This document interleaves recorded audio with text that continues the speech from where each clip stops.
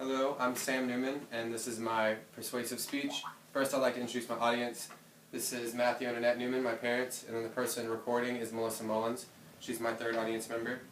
I'm going to be giving my speech today over assisted euthanasia. A lot of people think that it's not very moral. They think that it's ethically wrong. Well, the purpose of this is going to be to tell you why it's not immoral, why it is okay, why it is ethical. As said by Stephen Hawking, I think those who are terminally ill and are in great pain should have the right to choose how they end their lives. We don't make animals suffer, so why should humans? Okay, so basically, assisted euthanasia is assisted suicide in a sense. Whenever someone is terminally ill, say they only have 6 months left to live, well, they could choose to end their life as opposed to go through all the suffering that comes with it. It's not just for anyone who feels like they need to have medical assistance to die. It has to be someone who is terminally ill. They have to be told by 3 different doctors that they are terminally ill. They have to be mentally capable to make the decision without it being rash or anything, and then their family also has to agree on it. So it can't just be someone who's depressed wants to end their life. That can't be some way for it to happen.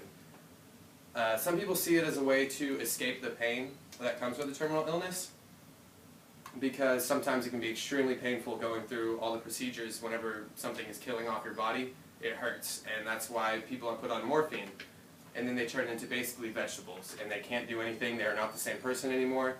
It changes them mentally, emotionally. They're completely different, and that's the third reason why people would like to get this done, is for their families. They don't have to see that. They don't have to see the vegetable that they are becoming. They can remember them how they are and not how they ended. An example of this is Brittany Maynard. She's the primary example whenever it comes to death by dignity, which is the act that Oregon goes by for assisted euthanasia. She was definitely mentally capable. She was very happy. She lived in California. She'd just been married. She'd been married for about a year whenever she was diagnosed with brain cancer.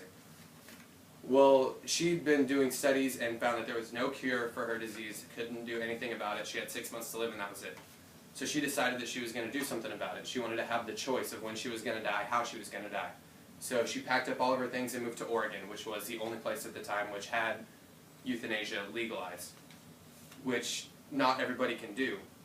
She basically did it because she wanted to have a choice. She didn't have a choice on her illness at all. She didn't have a choice on what kind of procedure she could have to fix it, so she wanted to have a choice on how she died and when she died. So her and her husband moved up to Oregon, and in the last couple months of her life, all she did was fight towards getting euthanasia approved in different states and trying to make it well known, because she found it ethical. She found it to be the best gift she could have been given. Some of the statistics that go along with this is it's only legal in 3 different states, which is Oregon, Washington, and Vermont. But it's legal in Germany, Great Britain, France, Italy, and Switzerland. Here, I have a chart somewhere. Hold on. Over the past 15 years since it's been legal in Oregon, the numbers have quadrupled of the people who are going through with this procedure, people who want to have death with dignity. Well, the people who, there's different statistics on it. Some people get the pill or whatever medication that they need to die, and then they never go through with it. They decide, well, you know what, I'd rather just live out my life. And that's perfectly fine. It's a choice. That's why it's mentally capable people are the ones who are going through with this. It's not a set in stone, you have to once you decide it. Anybody who is terminally ill can decide, you know what, I don't want to go through with this anymore. And the stats show that about a quarter of them decide not to go through with it. They want to spend as much time as they can with their families.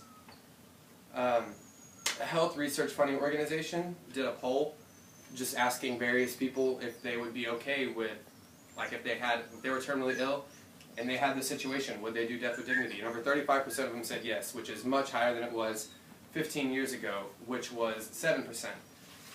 So it's progressively becoming more and more accepting. Well, basically, what I'm trying to say is assisted euthanasia is not assisted suicide. It's not suicide by any means. It's basically just you have the choice to go through with all the pain that's going to happen, or you can end on your own terms and be happy with your family or however else whenever you want to die.